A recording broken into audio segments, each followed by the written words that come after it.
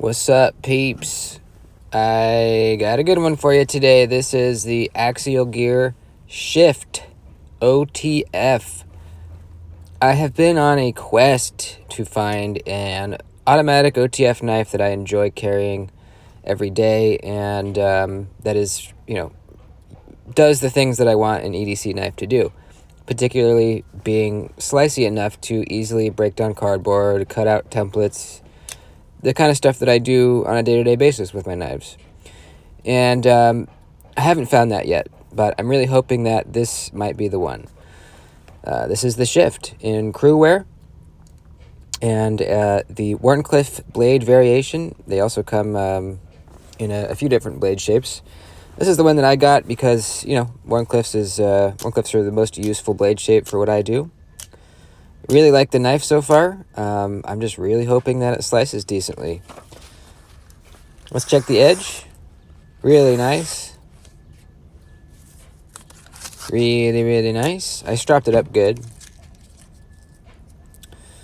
Yeah, I really want to love this knife, so I'm just desperately hoping. It doesn't even have to slice amazingly, just decent, I owned a Microtech Ultratech, and it just wouldn't cut cardboard well, and it was annoying. If you don't slice through material that often, then it's fine, but for what I do, it wasn't good. So here we go. Starting on the regular thickness cardboard, going against the grain. Oh yeah, not a freaking problem at all. Doesn't even feel like it's hanging up that much more than other knives I've tested.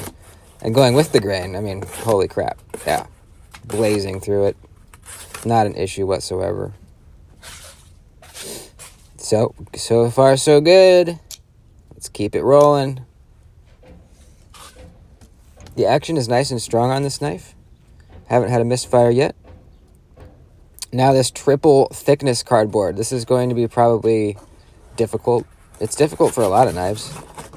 Going with the grain, man. Wow. Yeah. I mean, you gotta push harder to get through it, but it's absolutely doing it. Now, against the grain is where it gets difficult. See, I didn't even quite get through it all the way on that one. Just a lot of pressure needed. It's not like it's bunching up or anything like that. It's just a lot of pressure required. That's because there's a lot of friction, on either side of the blade. It's not a full flat grind. It's not a broad blade with a nice gradual bevel. It's a relatively steep bevel, so it's thicker, more resistance. But all in all, man, going with the grain, not a problem. So I'm really, really stoked to see this. Really, really happy. The last OTF I owned would not do that at all. So I'm stoked. Even if it does bad on the rest of the testing, I will still be pretty happy. But it's not. It's going to do good. This is an OTF made in the US of A. Hell yeah. It's even got a little American flag milled into the scale, which I love. Our edge is still really nice after the cardboard. Excelente. Just feels good to be using a knife that says made in USA or has a little flag on it somewhere. Just makes you feel good.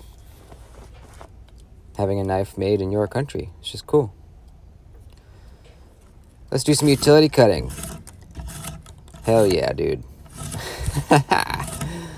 Bam! Like a dream, baby.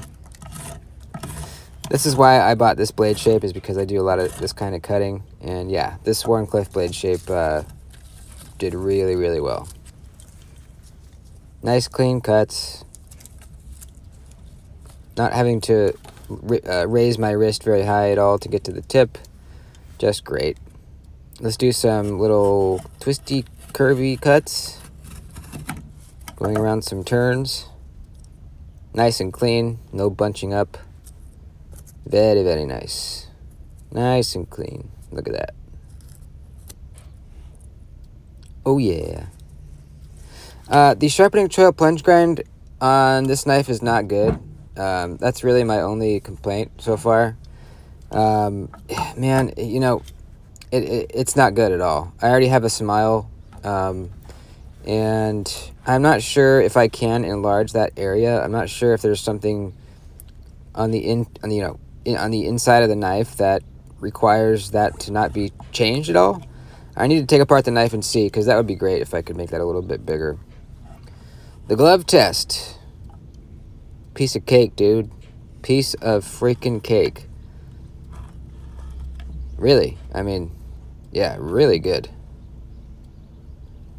I thought I'd have to kind of do a couple sawing motions to get through it, but nope. Not at all.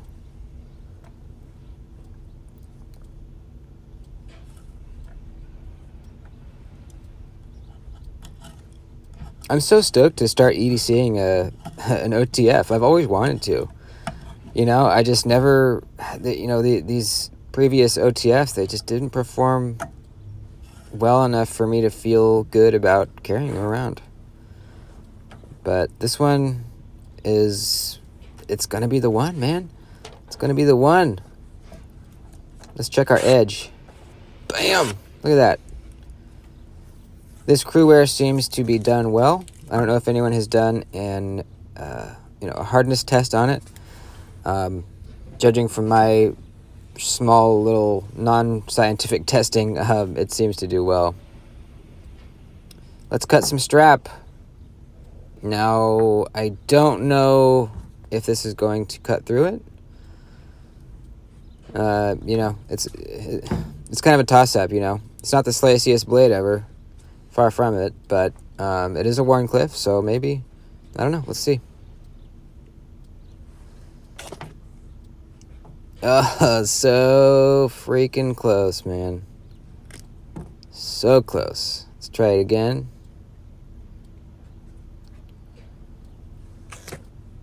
And same exact thing. So that's actually really impressive, man.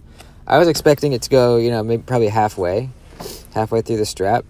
So excellent. I'm so happy already. Let's try the rope.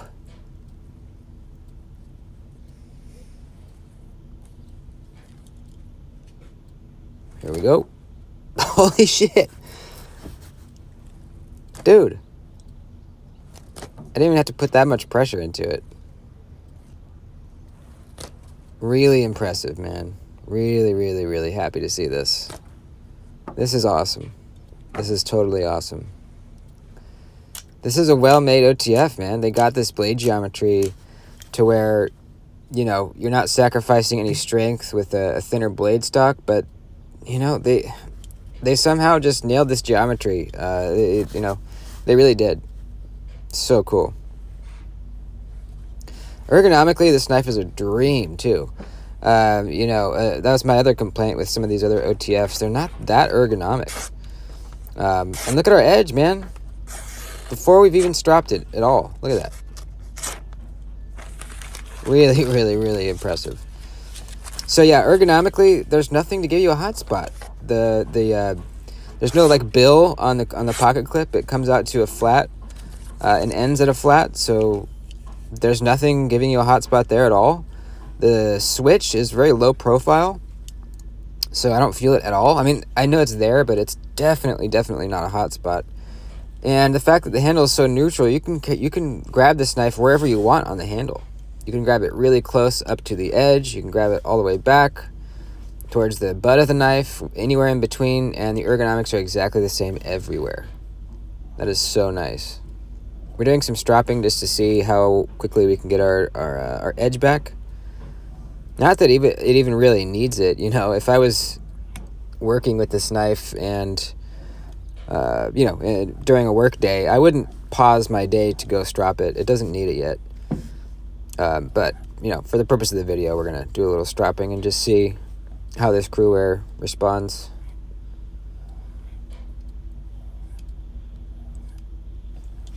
Yeah, I'm stoked, man. I'm really, really happy.